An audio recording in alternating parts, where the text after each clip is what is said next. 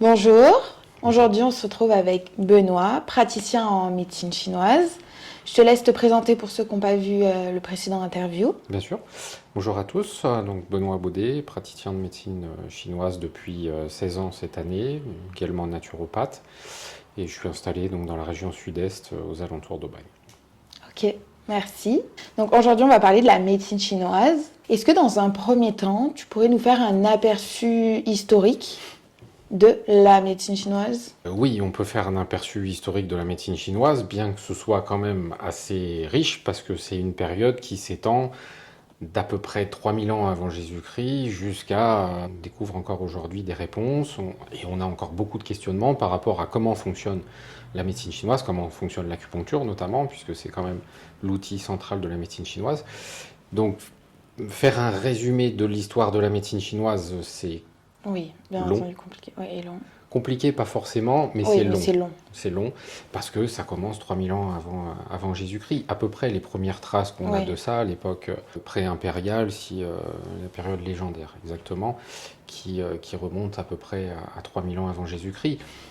La médecine chinoise, après, n'a fait que s'enrichir au fur et à mesure des dynasties qui se sont suivies, des événements politiques, des événements sociologiques qu'il y a eu dans ces différentes régions, qui, on le rappelle à l'époque, n'étaient pas une Chine réunifiée comme aujourd'hui. Oui. C'était des royaumes qui se faisaient la guerre, qui se faisaient beaucoup de misère. Et donc, la médecine chinoise s'est enrichie aussi de ces périodes, de son histoire. Mais l'histoire est très très intéressante, oui. Ok. Notamment au niveau après de ce qu'on va discuter, c'est-à-dire des différentes dialectiques et des différents développements des techniques qui ont eu lieu à cette période. D'accord. Ok. Merci. À quoi ça sert la médecine chinoise? À quel moment? Quand c'est qu'il faut s'y pencher? Le meilleur moment où on va se pencher sur sa santé, c'est quand ça va bien. Ok. Puisque c'est avant tout cet état de bonne santé qu'il faut préserver. C'est la différence entre ce type d'approche et notre médecine occidentale. La médecine occidentale considère que en l'absence de symptômes, il n'y a pas de maladie. La médecine chinoise considère que en l'absence de symptômes, il y a quand même des petits dérèglements qui peuvent, avec le temps, creuser le lit et ensuite, Oui, une s'installer. fois que ce lit est creusé, installer des symptômes, installer une pathologie. C'est la grande différence. Donc la médecine chinoise, c'est toujours avant tout une médecine de prévention, d'accord ? C'est donc dans cette optique-là qu'il faut le prendre. Et le but, c'est de rester en bonne santé. Avec Voilà. tout un équilibre. On a des outils qui nous permettent de savoir où est-ce que ça commence déjà un peu. Oui, anticiper les potentiels problèmes. Oui, Mais exemple, une personne qui va être stressée ou qui fait des insomnies ou qui a une phobie, est-ce que l'acupuncture ou les outils qu'il y a dans la médecine chinoise permettent de quand même retrouver un équilibre, même s'il y a déjà le déséquilibre? Bien sûr. D'ailleurs, même si c'est un système de santé qui est complet en Chine, la médecine chinoise cohabite avec la médecine occidentale. Les parcours sont identiques. Ce qu'on apprend, c'est pas la même chose, mais en termes de longueur et de diplôme, c'est identique. Donc il y a vraiment une complémentarité entre les deux. Ok. Et ce à quoi on est le plus confronté dans notre pratique, c'est que sur un désordre, sur un déséquilibre donné, la personne a déjà un traitement. Ou alors, si on observe la mise en place d'un dérèglement, on va l'envoyer chez le médecin classique pour s'assurer qu'il n'y ait pas autre chose de plus grave qui est dormant. Et ensuite, on va travailler de façon complémentaire où on va par exemple aider à faire passer les effets secondaires d'un médicament contre l'hypertension, contre le cholestérol. Donc on devient complémentaire. Parfois, on va pouvoir se passer du médicament. Oui. Il y a une complémentarité. Il y a vraiment une complémentarité. Nous, c'est ce qu'on recherche. Le système médical classique l'a un peu compris. Donc en général, avec les acteurs locaux, on travaille comme ça. Okay. D'accord.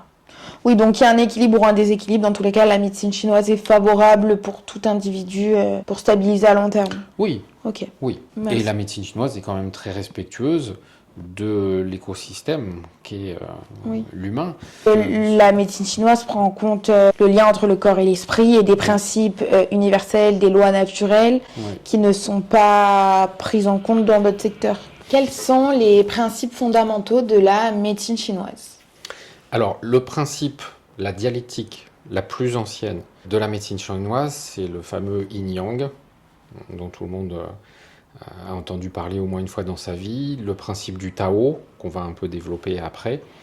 Mais la dialectique du yin-yang, c'est la dialectique la plus ancienne, la plus originale aussi, puisqu'elle ne permet pas que de classer des phénomènes liés à la santé, mais c'est un système de pensée, de classification, qui a permis d'observer tous les phénomènes qui n'étaient pas que des phénomènes liés à la santé, bien sûr, ou à l'état de santé.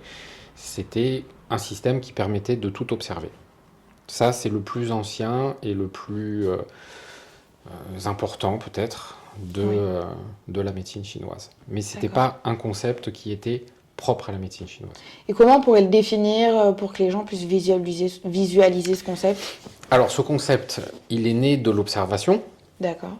À une époque où les personnes observaient que le jour succédait à la nuit, que le matin, telle partie de la montagne était éclairée, que telle autre était à l'abri, et que l'après-midi, ça changeait. Donc, on a décidé, les personnes à l'époque ont décidé de cette forme de classement, et les premiers idéogrammes qui définissaient le yin et le yang étaient respectivement pour le yin la face cachée d'une colline, et pour le yang, la face éclairée. Okay. Voilà, ça naît de là. Tous les idéogrammes qui sont rattachés au yin et au yang sont les mêmes, et parlent de ce côté caché, et de ce côté lumineux. Okay. D'accord ? De cette observation est née la possibilité d'observer tous les phénomènes. Oui. D'accord ? La droite, la gauche, le haut, le bas, le jour, la nuit, le chaud, le froid, la superficie, la profondeur. On peut faire un classement à travers ces deux extrêmes. C'est ce qui est intéressant en fait, la notion de polarité extrême. Voilà. Le yin, le yang, qui sont deux polarités entre lesquelles tous les phénomènes sont observables. Comme donc la polarité féminine et la polarité masculine. Tout à fait. Okay. Alors, tout en sachant que rien n'est complètement yin ou complètement yang, y a des lois qui régissent ces deux systèmes, notamment le fait que l'un n'existe pas sans l'autre. C'est-à-dire que si j'observe un phénomène que je classe plutôt dans le yin, il aura quand même un côté yang. Okay. Normal. Si j'observe le jour avec le soleil, c'est plutôt yang. Mais je vais pouvoir en même temps observer qu'à un moment, il y a une décroissance et qu'on va vers le yin. Donc tout existe. C'est l'équilibre. Oui, c'est un équilibre dynamique qu'on retrouve aussi. On avait parlé d'homéostasie la dernière fois, cette forme d'équilibre dynamique. Et les lois qui régissent le yin et le yang sont ceux-là. Il n'y a pas d'existence de l'un sans l'autre. Quand l'un croît, l'autre décroît. Et chacun a dans sa partie l'inverse de l'autre. Ouais. C'est-à-dire que même la partie la plus yang, c'est d'ailleurs ce qu'on observe dans l'emblème du Tao, on voit bien donc un demi-croissant qui croît pour atteindre un maximum, mais il existe déjà, quand il est à son maximum, le germe de ce qui va suivre. Ok. Du yang ou du yin, ça dépend comment on observe la figure. On aurait la figure, ce serait plus simple de le montrer, mais en gros, ce que représente ce symbole du Tao, c'est ça, c'est la croissance, l'interpénétration, et puis le fait que l'un contient le germe de l'autre. Ok. Justement pour relancer le système aussi, pour que ce soit un système qui soit dynamique constamment, qui ne s'arrête pas, voilà, pour que ce soit un système qui reste cohérent. Revenons aux principes fondamentaux. Comme tu m'en avais fait part, il y en a 5. Alors il y a d'autres dialectiques. Oui. Il y a une autre dialectique qui est venue plus tard que celui du yin et du yang, du phénomène de Qi et de Tao, c'est celui des 5 éléments. Ouais. Lui, il est venu beaucoup plus tard dans l'histoire de la médecine chinoise. C'est une autre façon de lier des couples d'organes et de viscères entre eux. Okay. Il y a 2 cycles dans les 5 éléments. Il y a un cycle d'engendrement et un cycle de domination, on appelle ça. C'est une mauvaise traduction du chinois original, mais bon, c'est comme ça qu'on l'a interprété. Et en fait, ce mécanisme permet de trouver des liens entre organes et viscères qu'on ne fait pas forcément de façon évidente en médecine classique. Mais là, ça permet d'avoir une vision certes empirique, mais en même temps globale, des lois qui font fonctionner l'ensemble du corps humain. Ok. Encore une fois, les 5 éléments, comme le principe du Tao, ça n'a pas été utilisé que pour la médecine. Oui. C'est un système dont les Chinois se sont servis pour tout. Comme si c'était des lois universelles. Tout à fait. Ce que c'est d'une certaine façon. Ok. D'ailleurs, tu vois, en astrologie, on retrouve l'année dragon de métal, on retrouve l'année tigre de bois.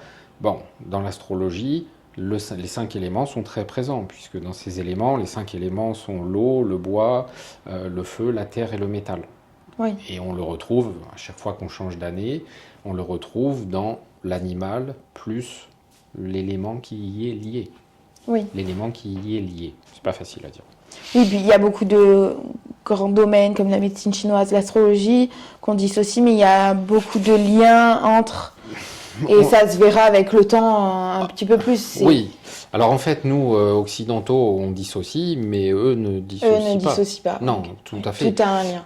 Tout a un lien, et dans la médecine chinoise, on va aussi bien étudier l'état de santé, bien sûr, c'est ce qui nous préoccupe et nous intéresse en tout premier plan, mais on va aussi étudier l'environnement dans lequel la personne vit, et aussi le moment où elle est née. Oui, oui, oui. Et oui, bien sûr. C'est une hygiène de vie. Tout à fait. On va prendre en compte une grande globalité, et du coup, l'astrologie, par exemple, parce que c'est d'elle dont on parle, rentre aussi dans des prédispositions à la santé ou bien à la pathologie. Oui, c'est plus d'habitude pour prévenir que pour guérir. Oui. Alors ça, c'est une autre des originalités de la médecine chinoise, c'est que c'était avant tout, et c'est toujours, un système qui est utilisé avant tout pour de la prévention. D'accord. Même si ça a été, et ça peut être encore, un système qui agit vite sur des soucis, je sais pas, des maux de tête, où il y a une certaine urgence. Hein. Je parle pas de quelqu'un qui a eu un accident de voiture. Moi, si je me plante en moto, j'ai pas envie d'être ramassé par un acupuncteur. Ça n'a aucun intérêt. Ouais. Je veux un médecin du SAMU avec tout ce qui va bien. Donc, c'est vrai que c'est avant tout une médecine de prévention, même si dans certains cas, on peut agir sur de l'aigu. Oui. Mais après, là où il y a besoin de médicaments plus puissants ou d'une intervention chirurgicale, Bien entendu. Évidemment. Dans le développement de la médecine chinoise, d'ailleurs, il y a eu de grands chirurgiens. C'est-à-dire des gens qui ne s'arrêtaient pas au travail à l'aiguille ou à donner à manger ou des plantes pour soigner la personne. Oui, il y a des moments, c'est Il y a eu des nécessaire. moments, Oui. Ils ont essayé, quand tu te casses une jambe, l'acupuncture, il faut bien intervenir un moment pour réaligner l'os et pour éviter l'infection. Donc ils ont eux aussi, avec les moyens de l'époque forcément, développé des techniques qui permettaient des interventions. On a des traces de laparotomie, on a des traces d'essais de greffe, donc ils étaient déjà, malgré le fait que c'était encore à l'époque de notre Moyen-Âge, il y avait déjà une recherche d'une intervention directe sur le corps. Oui. Même si c'est toujours dans la prévention que se situe l'esprit de la médecine chinoise. Les deux n'étaient pas incompatibles. Et en tout cas, eux, ils intervenaient aussi quand il y avait besoin d'intervenir. Oui, c'est bien de préciser que c'est une hygiène de vie, de la prévention, que c'est pour maintenir l'équilibre. On en revient donc au yin, au yang, au principe en fait de base. Tout à fait. Génial. Tout à fait. En ce qui concerne le qi, qui fait partie des fondamentaux. Qui fait partie des fondamentaux, bien sûr. Ça fait partie des fondamentaux, cette notion de qi. C'est une notion qu'il n'est pas facile de traduire en langage occidental. On l'a traduit sous forme d'énergie, sous forme de principe vital. En fait, l'idéogramme est un peu plus explicite que ça, puisque l'idéogramme, dans l'idéogramme du qi, on a le riz. L'idéogramme du riz, qui est en train de cuire. Et de cette cuisson s'élève la vapeur. Oui. Bien. Le qi, c'est donc, par nature, quelque chose qui dérive d'une base, d'un aspect physique. Oui. Le qi, c'est pas une manifestation de l'esprit comme ça qui n'a pas de support. Et on retrouve le yin et le yang. Le yin dans l'aspect riz, qui est en train de cuire, et le yang dans la vapeur qui s'en élève. Le yin et le yang, ce sont pas des énergies. D'accord ? C'est une façon de classer, de diviser quelque chose que j'observe. Maintenant, dans la vie, rien n'est figé, tout bouge. Et les mutations qui s'opèrent du yin vers le yang, du yang vers le yin, dans toutes les lois qui leur correspondent, ce qui permet ces mutations, c'est le qi. Donc le qi met aussi bien en mouvement l'aspect yin, hein, l'aspect matière, que en même temps, il met en mouvement l'aspect yang, qui est plus lié à des choses comme l'esprit, comme l'énergie, comme... Mais les deux sont toujours interpénétrés. Oui. D'accord? Le chi, c'est pas quelque chose qui descend du ciel comme ça, on ne sait pas ce que c'est. Ça dérive toujours, et c'est là pour mettre en mouvement ce qui est un critère de division, le yin et le Oui. yang. Un phénomène qu'on observe, mais qui va changer, qui va muter. Hein, ce qui est yin le matin va être yang le soir. Ce qui a permis le changement entre les deux, c'est le chi. Ça, c'est important parce que après, en médecine chinoise, on va observer aussi, spécifiquement pour la santé, ce type de mutation. Ok. On va essayer cette fois-ci de corréler ce qu'on observe, les symptômes, en un état yin ou yang, qu'on retrouve d'ailleurs dans les 8 grands principes de l'évaluation de la santé d'un patient. Est-ce que cette pathologie, elle est yin ou yang, en sachant qu'elle peut se transformer en plus. Donc voilà, c'est vraiment ce yin ou yang, il faut le voir comme un critère de subdivision, un critère de classification, mais ce ne sont pas des états qui sont figés. Ils sont figés au moment où on les observe. Et donc, dans les principes fondamentaux, quels sont les 5 éléments? Alors, dans la dialectique des 5 éléments, on a forcément 5 éléments que sont l'eau, le bois, le feu, la terre et le métal. Et après, ça c'est vraiment dans les grandes lignes, et après, donc on a un cycle d'engendrement, où l'eau engendre le bois, qui engendre le feu, qui engendre la terre, qui engendre le métal, qui à son tour engendre l'eau. Et puis on a un cycle de domination, qui permet au premier système de ne pas avoir un emballement, mais d'avoir un rétrocontrôle. Donc on dit que l'eau contrôle le feu, que le feu fait fondre le métal coupe le bois, que le bois contrôle la terre, et que la terre contrôle l'eau. Voilà, qui sont des phénomènes qu'on peut, après tout, observer dans la nature. Leur dialectique des 5 éléments est venue d'observation. Ça, encore une fois, c'est une dialectique qui permet d'avoir une vision différente du yin et du yang, même si les deux peuvent se recouper. C'est juste une dialectique différente, pour avoir une vision différente, complémentaire, d'un système qui jusqu'alors était celui du yin et du yang. Hein, je te disais tout à l'heure, les 5 éléments sont apparus beaucoup plus tard que le yin et le yang, et elle est venue compléter un système qui avait lui aussi ses limites. Ok. Voilà. Donc ces 5 éléments, ils sont régis par des lois, et puis après, quand on les applique à la médecine chinoise, eh ben, on va chercher à comprendre quels sont ces éléments qui dysfonctionnent et qui perturbent le cycle d'engendrement ou qui perturbent le cycle de contrôle. Et on va agir de cette façon-là par les techniques qui sont proposées dans la médecine chinoise, les outils qui nous permettent d'agir. En médecine chinoise, l'acupuncture, la moxibution, les ventouses, les tuinas, les massages, mais aussi feng shui, la partie habitation, l'astrologie, etc. Tout ça rentre en ligne de compte pour pouvoir redonner à nos deux systèmes, ceux du yin et du yang, les déséquilibres qu'on a observés, ou bien aux 5 éléments, les déséquilibres qu'on a observés, redonner un fonctionnement qui soit plus harmonieux. Ok, d'accord. Le but, c'est pas de soigner une maladie, c'est à nouveau d'avoir un système et une énergie qui s'écoule là où elle doit s'écouler, à travers 2 dialectiques qui n'ont pas forcément de rapport direct avec la santé ou la médecine. Ok, d'accord. Et les méridiens et les canaux énergétiques? Alors, ce sont des systèmes par lesquels le corps va pouvoir communiquer avec l'extérieur et avec lesquels nous, praticiens, on va pouvoir agir. D'accord. Sur les organes ou sur les fonctions qui sont associées aux organes. Ok. Voilà, tout simplement. Après, c'est pareil. Cette oui, notion c'est toujours de méridien, un système. Bon, en fait, c'est plein de systèmes. En fait, voilà, il y a.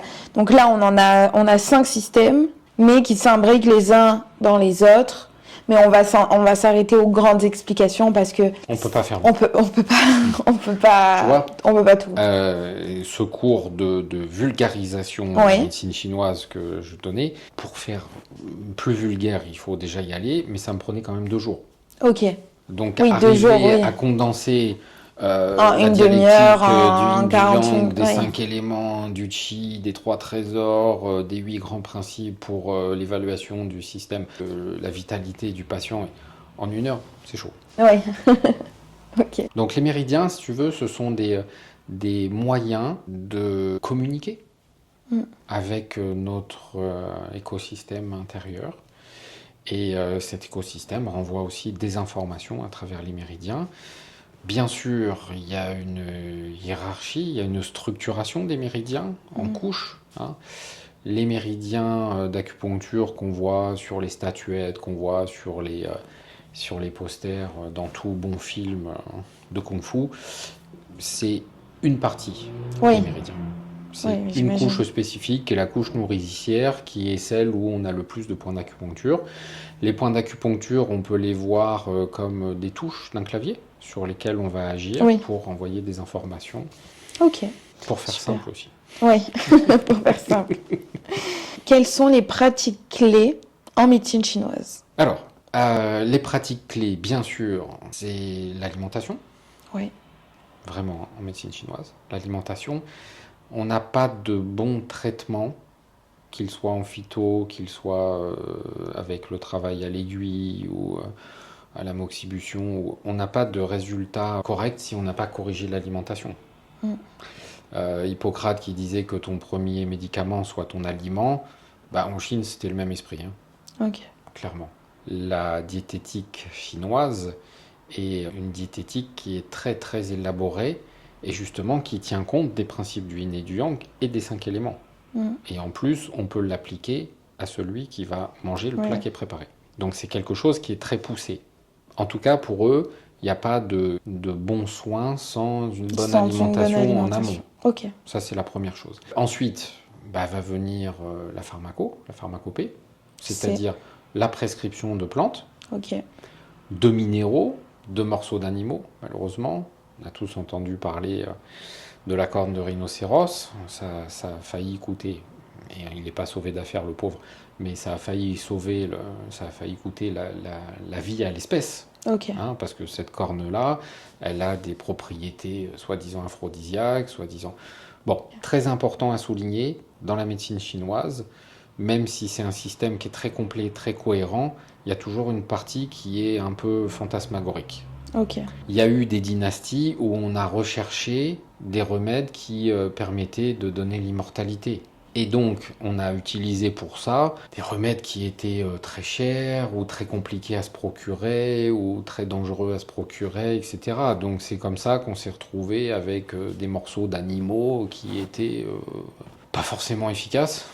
Je suis pas certain aujourd'hui que la corne de rhinocéros soit le plus adapté pour traiter les problèmes masculins. Maintenant, bon, à l'époque, l'empereur c'était un homme, hein, donc il était très intéressé par ces questions-là. Et encore aujourd'hui, il y a des idées reçues par rapport à ça. Je pense pas qu'on ait de preuves scientifiques aujourd'hui sur le fait que la corne de rhinocéros soit aphrodisiaque ou c'est plus, c'est une façon un peu simpliste de voir les choses. Ouais, d'expliquer. Ouais. Mais en tout cas, voilà, dans l'histoire de la médecine chinoise, de la même façon qu'à une époque, tout était attribué aux démons et aux esprits malsains, Ok. on a eu aussi une période où les remèdes un peu exotiques avaient été incroyables, étaient des panacées. On a beaucoup recherché les panacées dans la médecine chinoise. Voilà, quoi qu'il en soit, la pharmacopée, encore aujourd'hui, donne de bons résultats en se passant souvent d'ingrédients qui sont malheureusement interdits carrément en France. Hein. La corne de rhinocéros, le collagène d'âne, je sais moi, tout ce qui c'est interdit. Ok. Sur les pratiques clés, après on va utiliser les ventouses, la moxibution, en plus de la pharmacopée, le travail à l'aiguille, l'acupuncture, bien sûr, qui est une part aussi importante de notre pratique. C'est un peu voilà, la truelle du praticien de médecine chinoise. L'acupuncture, bon. Alors on peut travailler au doigt, on peut travailler au diapason, on peut travailler à la stimulation électrique, il y a plein au laser, ça se fait de plus en plus. Il y a plein de façons de stimuler ces points. Ça, c'est pour la partie acupuncture, mais traditionnellement, on utilisait des aiguilles. Point. C'était comme ça et c'est toujours comme ça. Oui. Et les ventouses aussi, c'est assez vieux quand même. Ah oui, les ventouses, c'est vieux aussi. Ouais, ça s'est développé en même temps que l'acupuncture. Toujours pour lever cette fois-ci des stagnations d'énergie plutôt polarisée yin ou yang. Mais on lève les pour stagnations retrouver l'équilibre. avec les ventouses, pour lever ces barrages. Sachant qu'en médecine chinoise, la douleur est soit une stagnation d'énergie, soit une stagnation de sang. Pour faire simple. D'accord. Donc tous les moyens sont bons quand il y a ce type de stase pour faire circuler. Oui. Oui, les outils de la médecine La stase. chinoise permettent de... La ventouse notamment permet Oui. Ok. ça de façon directe. Pour ce qui est des autres techniques, après, une fois qu'on sort de la possibilité d'agir directement sur le corps humain, on va avoir toute la partie environnementale, la maison, mais aussi l'endroit dans lequel la maison est implantée. Oui. Ça s'appelle comment? Le feng shui. Le feng shui. Ok. Feng shui. Oui. D'accord. Ah oui, Qui- le feng shui. Le feng shui, Oui, c'est ce qu'on dit. Oui, oui. Non. Oui, mettre son lit par rapport à l'orientation des fenêtres. Voilà, alors ça non, mais... c'est une version light du Oui, feng très shui. très light, mais j'en ai déjà entendu parler. Oui. Oui, oui.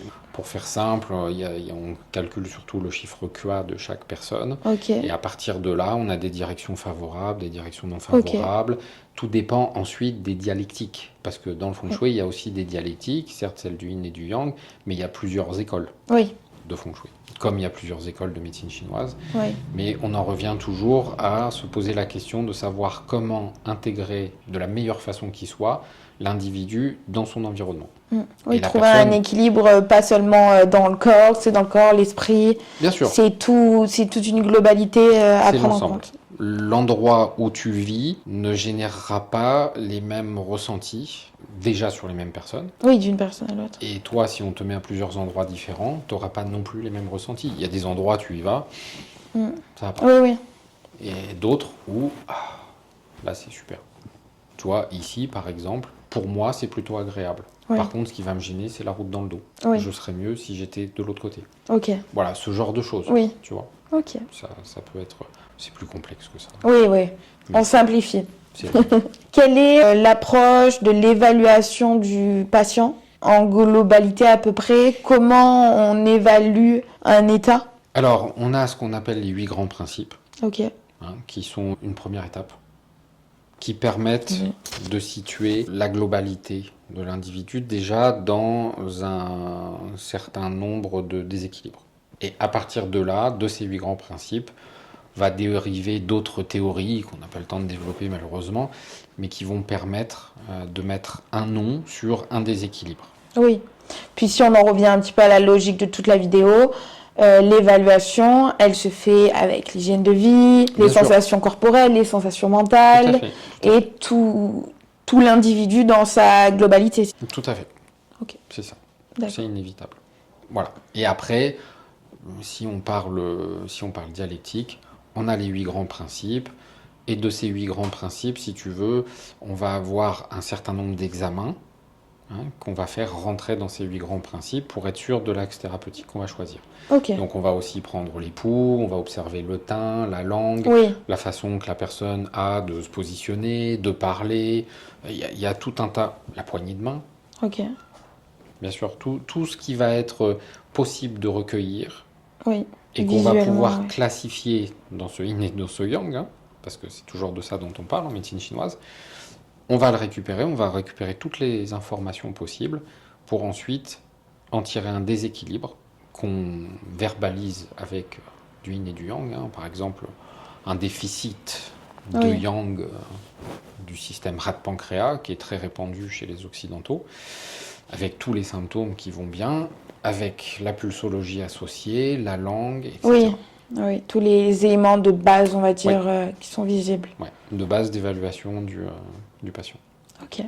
Super, merci. On va un petit peu conclure avec les bienfaits. Au vu de mes recherches, j'ai vu que ça pouvait aider beaucoup de personnes pour le stress, les douleurs chroniques, troubles digestifs et tout un tas de blocages. Tout un tas de pathologies qu'on va observer, parce que Ouais. après, on choisit pas nos patients en fonction de ce qu'ils ont. Oui, Quand on vient, qu'on accueille quelqu'un, c'est pour trouver une solution. c'est pour trouver une solution.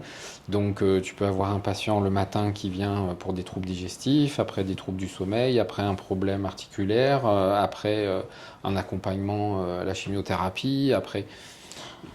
Il y a de tout.